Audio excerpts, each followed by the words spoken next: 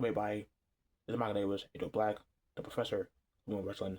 Welcome to my review of WoW Women Wrestling Season 4, Episode 10, right here on the PW Hustle Zone.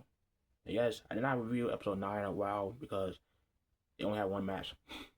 Now, we're going to talk about that match a little bit, but they only had one match, and what's the point of reviewing the episode if the episode only has one match? I mean, for real. But this episode, episode 10, was just tag team matches galore. Two out of three matches were tag team matches, including the main event involving two former WoW champions, and we gotta talk about that and more in this episode review. So before we get to episode 10, let's talk about that title match between Tormenta and Classmaster. So the matchup that happened last week, episode 9, between Tormenta and Classmaster for the WoW Championship. It was a pretty damn good matchup. Like, Tormenta actually got a good match out of Classmaster, which is rare, because Classmaster, no offense to her, but her wrestling style is slow and just like, taunt spamming. Like, it's ridiculous. Like, Classmaster is just, I don't know, man. But the person behind Classmaster, nobody told her. Like, Louis Grand, I see her work outside a while. She's not that bad. She is really good. If you're not, she's not put on a silly gimmick like Classmaster, in my honest opinion. But aside from that, I really like this matchup except for two things. Of course, Samantha Smart interfering in every chance he gets, and the referee being a complete dumbass for not throwing her out, and just being a complete idiot throughout the whole matchup in general. But I digress. The matchup was really good. Classmaster, of course, was not able to retain the WoW Championship or regain the WoW Championship as Tormenta get the win of diving Meteor from the top rope. And it was a damn good match, and I had no problems with it, except for two things I mentioned. And after the matchup, we have Tormenta celebrating. You have McLean cut in the ring, have her cut a promo, and before she gets to celebrate anymore, out comes Palilla, because she wants next for WoW Championship, and like, why are we doing this dance again? Like, Tormenta and Palilla, like,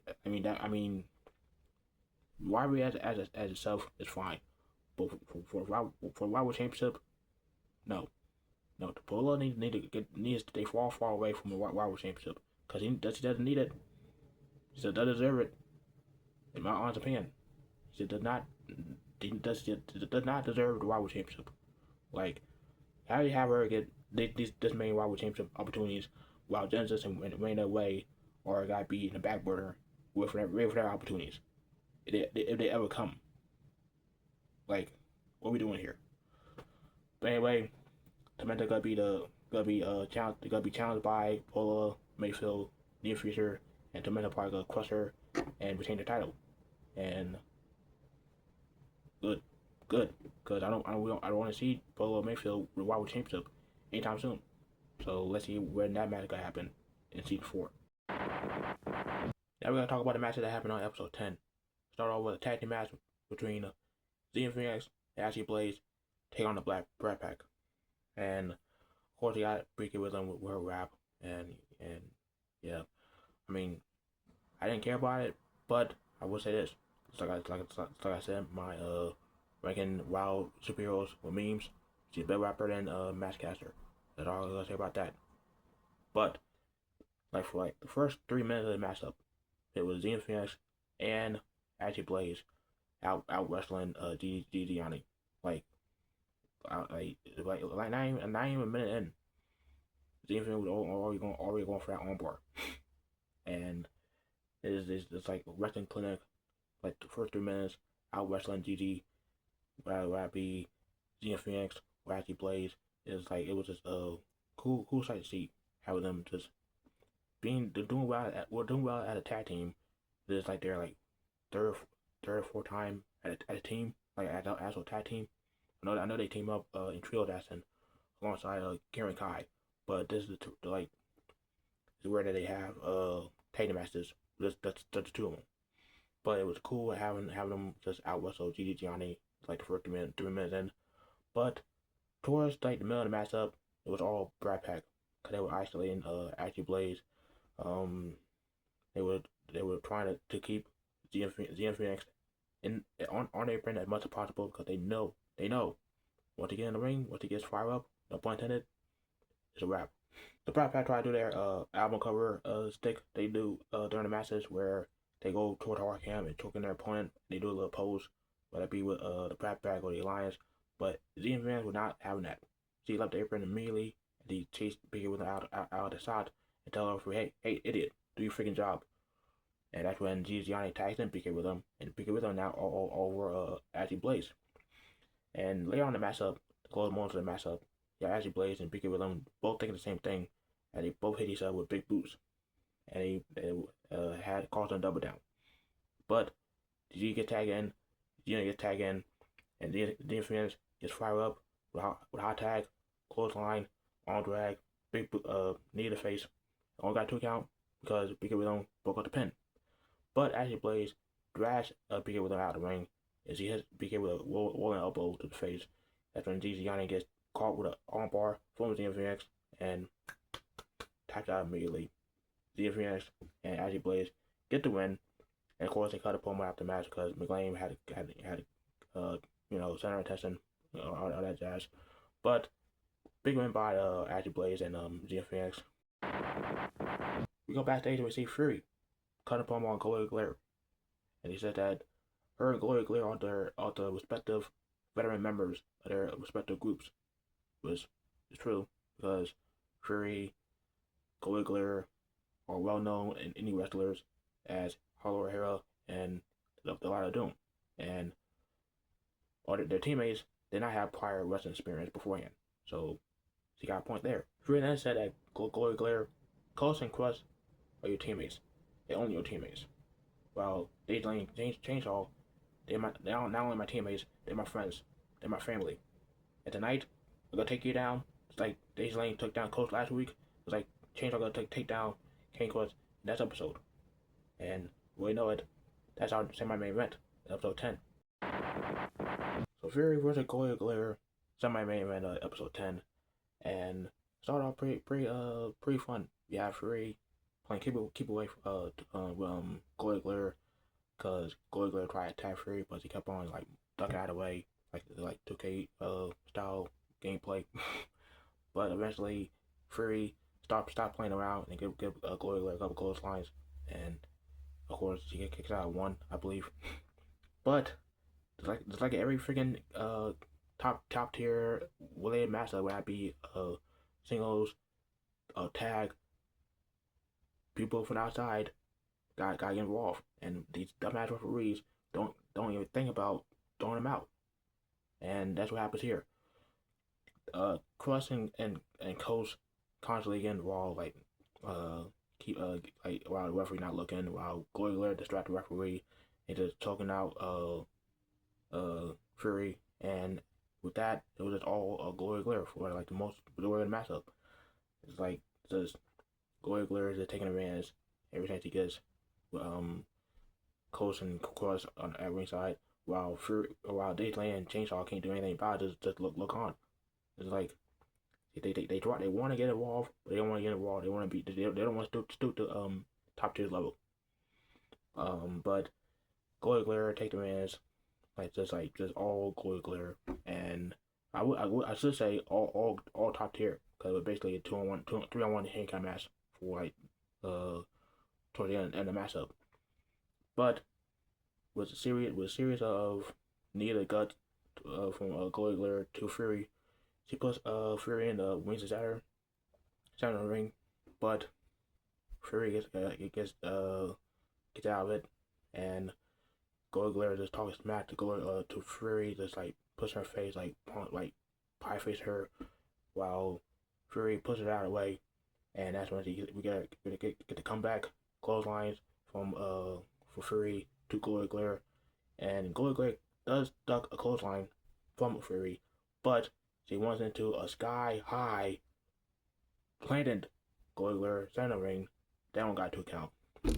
And like that was a really good looking sky high. That would make D'Lo Brown recognize how great that was. But towards the end of the matchup, you have Fury with a backhand to Gloria and puts Gloria in the code of silence. Shout out to Carmelo. And this is when top tier get the wall, trying to get the wall again. See, they try to push the ropes towards Gloria so she can grab the ropes easily. But this is when these lanes change. So like, you know what? F this. They take out Crust and Coast, and that's when Gloria realized that hey, she's done. She's done. She knows she had no way out of this. So she got tapped out. And Fury gets the win. Full monster medal, 2 for 2 against top tier single matches in season 4. And goes after the matchup. Coach Cabaret came plus stomp on Fury and Daisy Lane and Chainsaw realizes and they rush the ring. But right before they rush the ring, the top tier already leaving the ring, like the cowards that they are, and like the same week, the same ending that we saw last episode. Daisy Lane gets the win. Top tier attacks her after the match. Fury gets the win. Top tier attacks her after the match. Like, I'm curious to see what happens in the next episode when King Quest takes on Chainsaw. Are we gonna see Chainsaw get the sweep for Monster Metal and get 3 wins in a row over top tier singles matches, or can King Quest do what the Timberwolves are doing right now, which is winning big games at the beginning of the season in NBA? Who knows? But hey, coach, it's not looking good for the greatest wrestling team of all time, is it? What are they saying? It's time for the main event. Ambulance Tank taking on Santana, Garrett, and Aussie. And before the match starts, you have Ambulance Tank coming out, cutting a little promo, talk about they questioning the loyalty of Santana, Garrett, and Aussie. I found it a little bit weird that they mentioned how they questioned the loyalty of Santana and Aussie, because last time we saw them, they were totally fine at the tag team. They had no miscommunication, none of that. So it's weird that they brought that up. And Cody Collins says, "Hey, you might be former Wild Tag Team Champions. We're the future. We're the future of the tag team division." And I gotta say, it's been facts. They are the future. And of course, Golden Collins and Santana Garrett started the matchup, and Stan Garrett out wrestling Golden Collins.